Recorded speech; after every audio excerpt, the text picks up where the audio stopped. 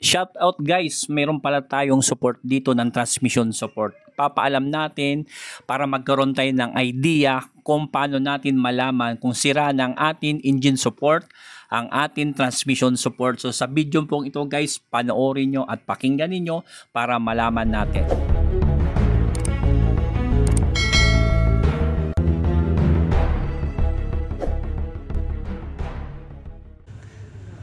So guys, kung bago ka pa lamang sa channel ko, huwag mo kalimutan mag-follow, subscribe, mag-like ka sa aking video at share mo na rin.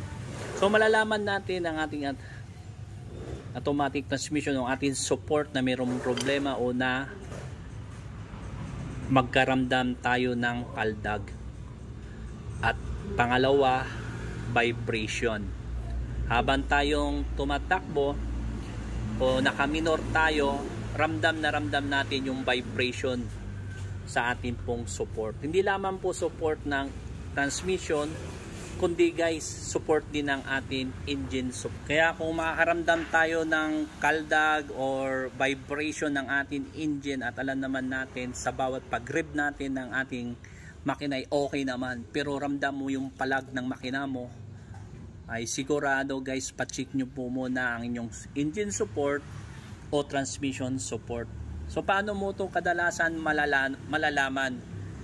Siyempre una, ang gagawin nyo po guys, i-press mo yung preno at i-cambio mo siya ng reverse, neutral, drive, neutral, reverse. So malalaman mo na malakas po ang palag at may mararamdaman ka tug, gumaganon na sa body na pumapalo.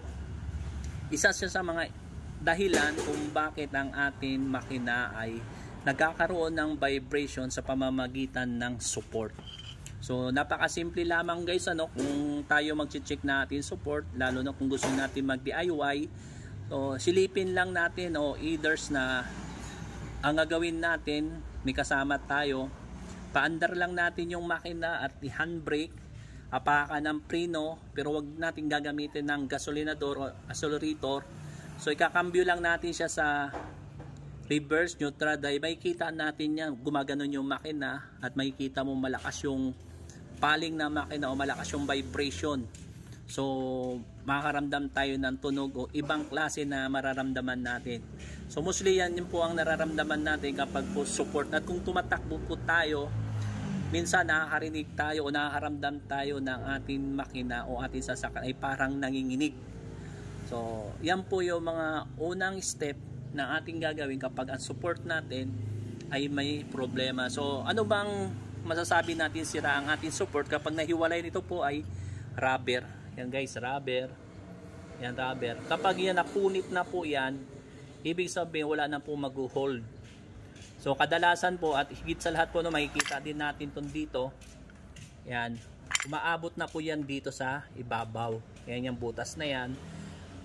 Marami sa mga support na kapag lubog na to guys, lubog na, makikita natin sira na to, makikita natin yung loob yon, yung loob na yon, iba niya may mga bakal o meron siya mga nut o bolt lalabas na dito. Kapag lumabas na yan dito guys, ibig sabihin yan ang ating support ay wala na, sira na. So yun na yung magiging dahilan na para tayo ay magpalit.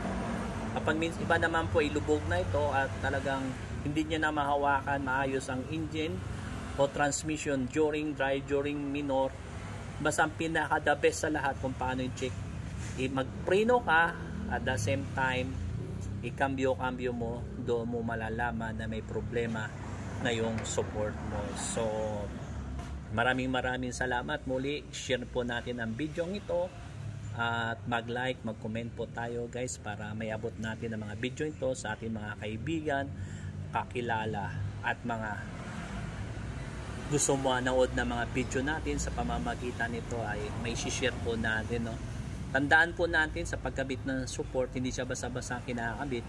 At tulad nito, meron siya mababa, mataas o kinakailangan talaga double check. So yun lamang guys na mabahagi ko sa inyo sa araw na ito. Muli ay Mr. Pads Mechanic at yan support na yan ay halos lahat na mga sasakyan guys ay mayroon support.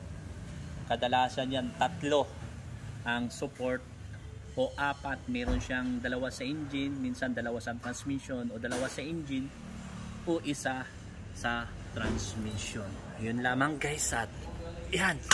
So maraming salamat muli. God bless you.